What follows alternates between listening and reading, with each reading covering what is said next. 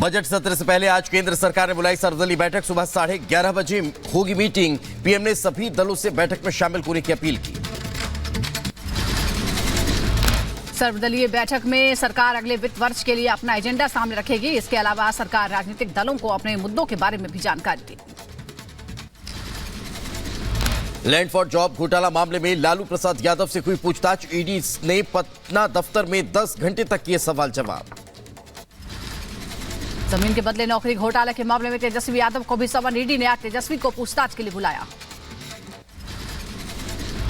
लालू यादव से 10 घंटे हुई ईडी की पूछताछ पर आरजेडी नेता सारिका पासवान का बीजेपी पर हमला। बदले की भावना से हो रही कार्रवाई, विपक्ष को नीचा दिखाने के लिए केंद्रीय एजेंसी का हो रहा इस्तेमाल। ह्यूमैनिटी एक बीमार व्यक्ति है, सब जानते हैं, सिर्फ मैं नहीं जानती हूँ, सब जानते हैं। Kidney transplant, bypass surgery, timely दवा, टाइमली खाना, और उनको वो 9 घंटे तक बैठा करके रखती है। This is complete inhumanity. ED के समन पर बोली आरजेडी नेता मीसा भारती, केंद्र सरकार डरी हुई है। आज हमारी बारी है, कल किसी और दल की भी बारी आ सकती है। झारखंड के मुख्यमंत्री हेमंत सोरेन के आवास पर 15.5 घंटे तक ईडी ने की जांच। अवैध खनन घोटाला मामले को लेकर कल सुबह 7 बजे सोरेन के घर पहुंची थी टीम। दिल्ली में हेमंत सोरेन के घर में ईडी की टीम ने कार्रवाई की। दिल्ली में सोरेन से जुड़े 3 ठिकानों पर ईडी ने तलाशी दी। हेमंत सोरेन के दिल्ली आवास से एक HR नंबर की BMW कार साथ ले गई ईडी की टीम। सूत्रों के हवाले से खबर, कई दस्तावेज हुए थे जब्त। हेमंत सोरेन के दफ्तर ने ईडी को लिखी है चिट्ठी। कहा 31 जनवरी को ईडी के सामने पेश हो सकते हैं सोरेन। बीजेपी नेता बाबूलाल मरांडी ने हेमंत सोरेन पर साधा निशाना। कहा डर के मारे झारखंड के मुख्यमंत्री हेमंत सोरेन फरार है। जेएमएम नेता सुप्रियो भट्टाचार्य ने बीजेपी को दिया जवाब। कहा मुख्यमंत्री अपने निजी कार्य से गए हैं दिल्ली। 31 जनवरी को ईडी की पूछताछ में होंगे शामिल। सोरेन को लेकर झारखंड के राज्यपाल सीपी राधाकृष्णन का बड़ा बयान आया सामने। कहा झारखंड में कानून व्यवस्था की स्थिति ठीक नहीं, हेमंत सोरेन को जवाब देना चाहिए। हेमंत सोरेन के खिलाफ रांची में प्रवर्तन एबीवीपी के प्रदर्शन कार्यकर्ताओं ने प्रदर्शन किया। सोरेन का पुतला जलाकर प्रदर्शन किया। हेमंत सोरेन को लेकर बोले कांग्रेस नेता राजेश ठाकुर, सीएम के फरार होने की अफवाह फैलाई जा रही है। ये झारखंड सरकार को अस्थिर कर राष्ट्रपति शासन लागू करने की साजिश है। जोगेश्वरी भूमि घोटाले के मामले में उद्धव गुट के नेता रविंद्र वाइकर से ईडी ने पूछताछ की। करीब 8 घंटे तक पूछताछ के बाद रविंद्र वाइकर ने कहा, हमने बैंक के दस्तावेज और अन्य विवरण जमा कर दिए हैं। हरियाणा के पूर्व मुख्यमंत्री भूपेंद्र हुड्डा से ईडी ने की पूछताछ। ईडी ने हुड्डा से 7 घंटे तक सवाल जवाब किए।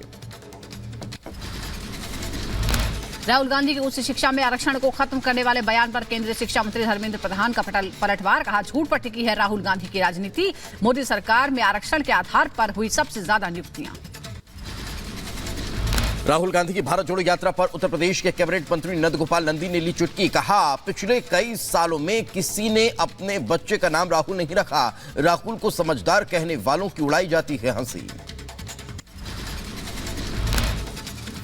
राहुल अपने बच्चे का किसी ने नाम नहीं रखा। राहुल गांधी को अगर कोई आदमी कहते हैं कि देश के सबसे समझदार व्यक्ति है तो लोग हंसने लगते हैं उस पर। तो निश्चित रूप से राहुल गांधी टाइम पास कर रहे हैं। केंद्रीय मंत्री अनुराग ठाकुर ने कांग्रेस पर हमला किया। कहा कांग्रेस अपनों के साथ नहीं कर पाई न्याय। कांग्रेस की मोहब्बत की दुकान में मिल रही है नफरत। अब एक के बाद एक सहयोगी छोड़ रहे हैं। दिल्ली के मुख्यमंत्री अरविंद केजरीवाल ने नीतीश कुमार पर साधा निशाना। कहा नीतीश ने जो किया वो गलत। नीतीश के फैसले से एनडीए को फायदे की जगह होगा नुकसान। पटना में सीएम नीतीश से मिले जीतन राम मांझी और हम पार्टी के सभी विधायक। संतोष मांझी ने भी मुलाकात की। रिपब्लिक भारत से खास बातचीत में बोले बिहार के डिप्टी सीएम सम्राट चौधरी, अयोध्या के राम मंदिर में उतारूंगा पगड़ी। जो मेरा व्यक्तिगत निर्णय था, हमने तय किया कि अयोध्या हम चलेंगे। अपने पगड़ी को भी, मुरेठा को भी खोलूंगा और अपने सर को मुड़ाकर प्रभु श्री राम के चरणों में अर्पित करने का। बिहार के नई डिप्टी सीएम विजय सिन्हा ने रिपब्लिक भारत से खास बातचीत में कहा, मोदी जी और नीतीश जी ने जो फैसला लिया है वो बिहार के विकास के लिए है। डबल इंजन की सरकार अब बिहार को आगे ले जाएगी। नीतीश कुमार पर आरजेडी सांसद अमरेंद्र सिंह धारी ने साधा निशाना, कहा उन्हें अपनी कुर्सी बचानी है, पूरी दुनिया उन्हें पलटूराम कह रही है। बीजेपी अध्यक्ष जेपी नड्डा से मिले मध्य प्रदेश के सीएम मोहन यादव, दिल्ली में जेपी नड्डा के आवास पर हुई मुलाकात। बंगाल के बैरकपुर में कानून व्यवस्था को लेकर बीजेपी का हल्ला बोल, कार्यकर्ताओं ने किया जोरदार प्रदर्शन, पुलिस ने किया लाठीचार्ज और वाटर कैनन का इस्तेमाल। बंगाल बीजेपी अध्यक्ष सुकांत मजूमदार की अगुवाई में बीजेपी ने बैरकपुर पुलिस थाने का घेराव किया। बंगाल पुलिस पर महिला कार्यकर्ताओं पर बेरहमी से लाठीचार्ज का विरोध किया। बैरकपुर में बीजेपी कार्यकर्ताओं पर पुलिस ने वाटर कैनन का इस्तेमाल करने पर बंगाल बीजेपी अध्यक्ष सुकांत मजूमदार ने कहा, यह तालिबान पुलिस का है जो ममता बनर्जी के निर्देश पर काम कर रही है।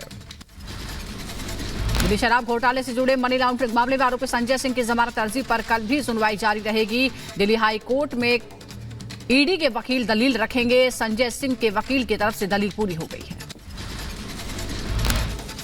उत्तराखंड में जल्द लागू हो सकता है यूसीसी, 2 फरवरी को कानून का ड्राफ्ट सौंपेगी कमेटी। बजट सत्र में धामी सरकार लाएगी विधेयक। उत्तराखंड में यूसीसी पर बोले कांग्रेस नेता हरीश रावत, यूसीसी पर विधानसभा का सत्र बुलाकर उसे पारित करवाना राज्य सरकार की फिजूल खर्च का बड़ा उदाहरण है। यूसीसी पर बोले रमेश पोखरियाल निशंक, राज्य में कोर कमेटी ने अपना काम पूरा कर लिया है। 2 फरवरी को यूसीसी कमेटी अपनी रिपोर्ट सौंपेगी। 2 फरवरी को रिपोर्ट मिलने के बाद इसे कैबिनेट में लाया जाएगा।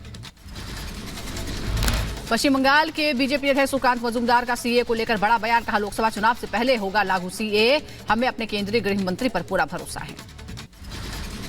लोकसभा पहले ही चालू होगा। आप निश्चित रहिए, हमारे गृह मंत्री जी पर हमें पूरा विश्वास है। वो बोल के गए हैं कि हम सीए करेंगे, तो सीए करेंगे मतलब अमित शाह अगर बोले हैं करेंगे तो जरूर करेंगे।